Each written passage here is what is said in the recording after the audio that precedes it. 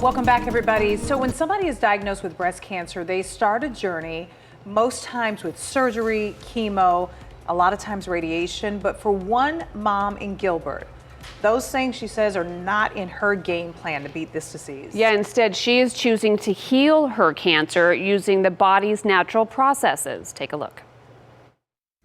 I've never felt so much joy and been so supported in my life. Not words you'd expect to hear from someone diagnosed with breast cancer, but for Tarly Reed, this disease is an opportunity. This is going to open up something that I haven't had access to.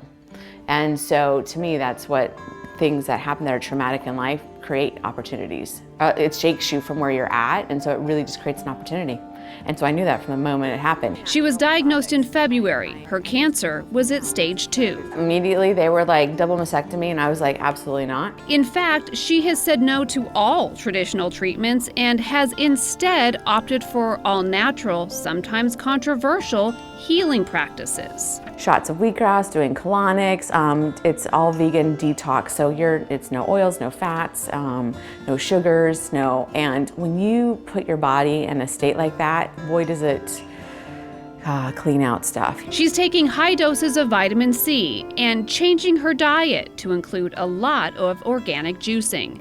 It's a process that hasn't always been easy for her family to accept, but she feels doing it any other way would be abandoning who she is. I'm sure there's people that think I take it too lightly, and this is what I say. Everybody has their own path. That's their truth, right? To some people, this is ridiculous that I'm doing this. To some people, they're inspired. Like, I wish I could be that strong and trust something and have faith in that. If you go back for a scan and you find out that this cancer has spread, or it's the treatment, what you're doing is not working, what will you do next? Have you thought about that? Yeah.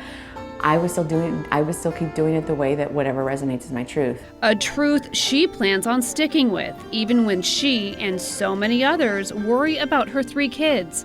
She stands unwavered. I know that I can heal this. I know that. It's never been a fight for me. It's been a dance. Yeah, you dance with it and you let it teach you. All right. Yeah. So this is both scary and impressive. Yeah. What does she do for a living, and why does she believe so much? So she's an emotional intelligence coach. So she works, this is kind of her field, you know, just getting in touch with yourself. And she really feels like something that has happened in her life, or there's some sort of trauma that has kind of bogged down her system. And that's kind of what has led to her body not being able to flush this out on its own. So she's going to address those. She's actually going to Costa Rica next week, where she's going to try to tap into some of the emotional aspects of your body's ability to clean itself out and to heal itself.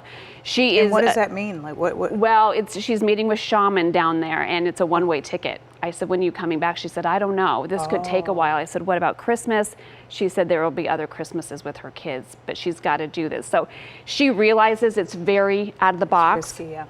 And it's risky, but she says, this is how I believe I need to do this. So, do you know when she gets her next scan, and will you check in with her? I am planning on checking in with her throughout this process, and she can get a scan whenever she wants, but she doesn't have anything scheduled until she gets back from Costa Rica. Interesting. Yeah. Hopefully we can keep up with her and see how it's to. going.